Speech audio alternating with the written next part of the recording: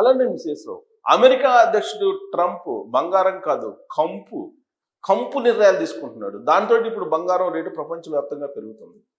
తాజాగా తీసుకుంటే ఇవాళ 22 క్యారెట్ల బంగారం 1,00,000 దాటిపోయింది.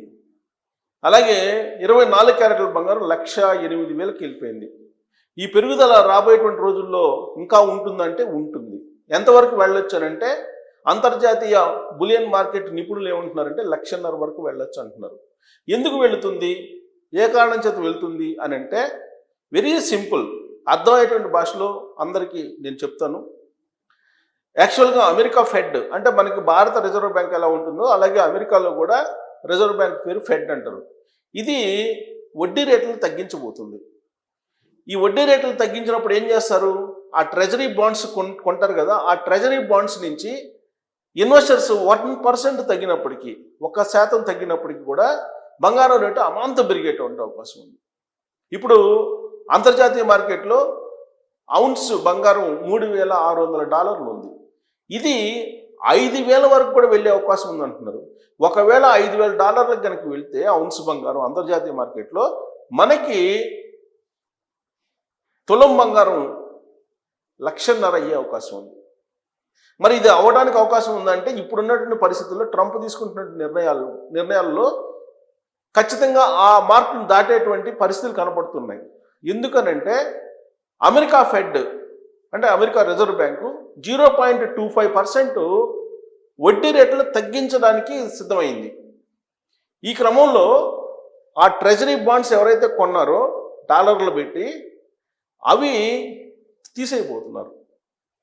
అవి తీసేటువంటి పరిస్థితి కనపడుతుంది. దాంతో ఆ తీసేసినటువంటి వాళ్ళు ఎక్కడ పెడతారు పెట్టుబడి, ప్రపంచవ్యాప్తంగా పెట్టుబడులు పెట్టడానికి రెండు ఇన్వెస్టర్లకి అంటే పెట్టుబడిదారులకి, ఒకటి డాలర్లు కొనుగోలు చేయటం, 2 గోల్డ్ కొనుగోలు చేయటం, బంగారం కొనుగోలు చేయటం. సో ఇప్పుడు అమెరికా బ్యాంక్ పరిస్థితి, రిజర్వ్ బ్యాంక్ పరిస్థితి బాగలేదు. వడ్డీ రేటు తగ్గినప్పుడు అవి తీసేసి ఎక్కడ పెట్టుబడి పెడుతున్నారంటే బంగారంలో పెడుతున్నారు. దీంతో ఒక్కసారిగా అంతర్జాతీయ మార్కెట్లో బంగారం ఔన్స్ ధర పెరిగిపోయింది. ఇది ఇంకా పెరిగే అవకాశం ఉంది. 4,000 నుంచి 5,000 దాకా కూడా వెళ్ళే అవకాశం ఉంది. అలాంటి ప్రమాదం కూడా ఉంది అని చెప్పి అంతర్జాతీయ బంగారపు నిపుణులు, బంగారపు సంస్థలు కూడా చెప్తున్నాయి. బులియన్ మార్కెట్ కూడా అంచనా వేస్తుంది. దీని అంతటి కారణం ఏంటంటే ట్రంప్ తీసుకుంటున్నటువంటి నిర్ణయం. అమెరికాలో ఉండేటువంటి ఫెడ్ మీద ఈయన పెత్తనం సాగిస్తున్నాడు. యాక్చువల్గా అమెరికా ఫెడ్కి స్వయం ప్రతిపత్తి ఉంది. ఆ స్వయం ప్రతిపత్తిని కాస్త ట్రంప్ లేకుండా చేశాడు. దాంతో ఇప్పుడు ఆ ట్రెజరీలో ఉండేటువంటి బాండ్స్ని విత్డ్రా చేసుకుంటున్నారు. ఆ విత్డ్రా చేసుకున్నటువంటి అమౌంట్ని బంగారంలోకి డైవర్ట్ చేస్తున్నారు. ఈ కారణం చేత అంతర్జాతీయంగా బంగారం రేటు పెరిగిపోతుంది. అంటే ఉదాహరణకి మీకు చెప్పాలంటే ఇప్పుడు మనకు ఆర్బీఐ ఉంది. ఈ ఆర్బీఐ ఏం చెప్తుంది, బ్యాంకులకి డిపాజిట్ల మీద వడ్డీ రేట్లని నిర్ణయిస్తుంటుంది ఎప్పటికప్పుడు. ఒకవేళ వడ్డీ రేట్లను కనుక తగ్గిస్తే మీరు డిపాజిట్ చేసినట్టు అమౌంట్ని బ్యాంకుల నుంచి తీసేస్తారు కదా. వడ్డీ రేట్లు తగ్గించినప్పుడు బ్యాంకుల్లో అయితే ఉంచరు కదా, తీసేసుకొని వేరే దానికి మీరు ఇన్వెస్ట్ చేస్తారు, అంటే వేరే దాన్ని కొనుగోలు చేస్తారు. సేమ్ అమెరికాలో కూడా అదే జరుగుతుంది. అమెరికా ఫెడ్ ఇప్పుడున్నటువంటి అనిశ్చిత పరిస్థితుల్లో ఇప్పుడు అమెరికా పరిస్థితి సంక్షోభంలోకి వెళ్ళిపోతుంది. దాంతో అమెరికా ఫెడ్ ఏం చేస్తుంది, వడ్డీ రేట్లను తగ్గిస్తుంది.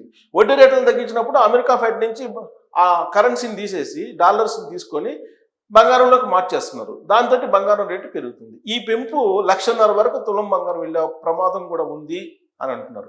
ఒకవేళ కనుక ఇప్పుడు ప్రపంచవ్యాప్తంగా ఉండేటువంటి అనిశ్చిత పరిస్థితి తొలగి ఈ ట్యాక్సెస్ నెగోషియేషన్స్ అన్నీ కంప్లీట్ అయ్యి యుద్ధ వాతావరణం మొత్తం కూడా లేకుండా ఉంటే కనుక అప్పుడు బంగారం రేటు తగ్గేటువంటి అవకాశం ఉంది.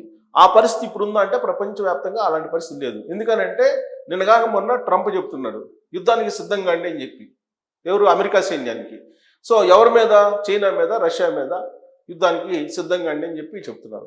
ఇలాంటి పరిస్థితుల్లో బంగారం రేటు పరుగు పెడుతుంది. బులియన్ మార్కెట్ ఒక ర్యాలీ, బులియన్ మార్కెట్ ర్యాలీ జరుగుతుంది. ఈ ర్యాలీలో బంగారం కనుక కొనుగోలు చేస్తే మునిగిపోవటం ఖాయం. మనం అందుకే అబ్జర్వ్ చేస్తూ ఉండాలి. ఇది దేశాలకు మధ్య జరుగుతున్నటువంటి ఒక ట్రేడింగ్ ఇది. ఈ ట్రేడింగ్లో సామాన్యులు మనం కనుక వేలు పెడితే కాలిపోయే అవకాశం కూడా లేకపోలేదు. కాకపోతే బంగారం ఇప్పుడు ప్రపంచవ్యాప్తంగా కూడా కొనుగోలు చేయడానికి అనుకూలమైనటువంటి పరిస్థితులు ఉన్నాయని అంటే భారత్ మొత్తం ప్రపంచవ్యాప్తంగా అనిశ్చిత పరిస్థితి తొలగేంత వరకు పెరుగుతూనే ఉంటుంది. అది ఎప్పుడు తొలుగుతుంది అనేది మనకు తెలియదు.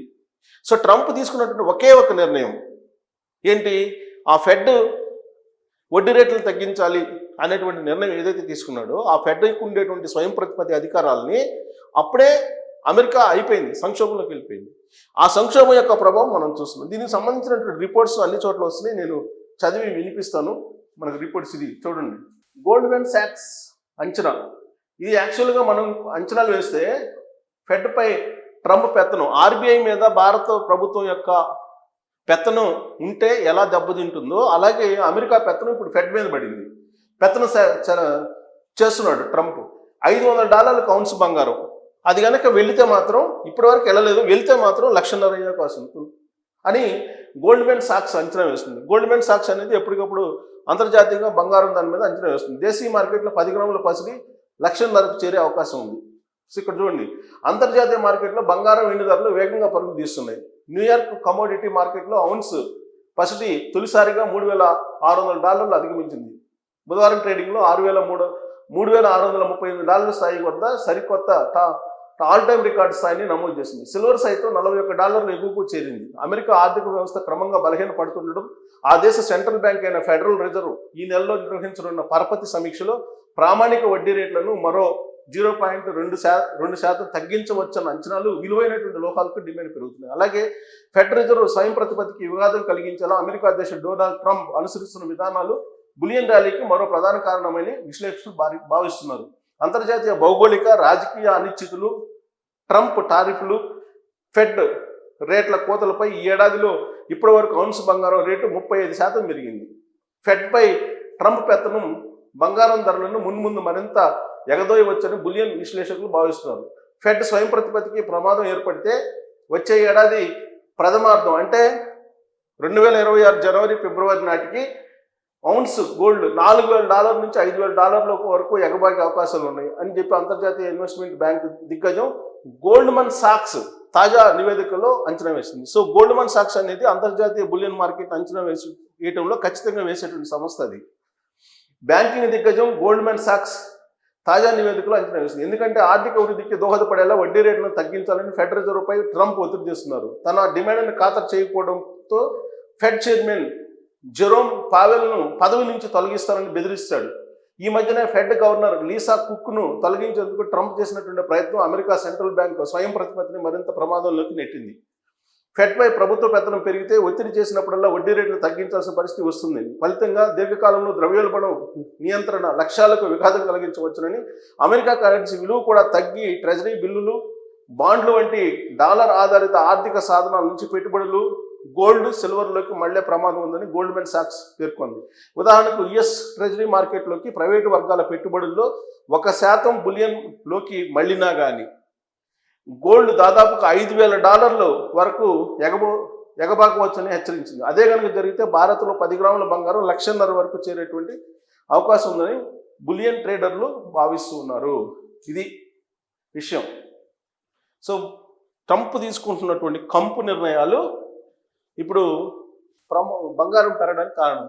ఇకవైపు వెండి కూడా, ఇది అందుకే ఇలాంటి అంతర్జాతీయ పరిణామాలన్నింటినీ కూడా గమనించినటువంటి ప్రధానమంత్రి నరేంద్ర మోడీ గారు ఏం చేస్తున్నారంటే వెండికి కూడా హాల్ మార్క్ ఇస్తున్నారు. అలాగే బంగారానికి కూడా 9 క్యారెట్స్ బంగారాన్ని ఇంట్రొడ్యూస్ చేస్తున్నారు. దానికి కూడా హాల్ మార్క్ ఇస్తున్నారు.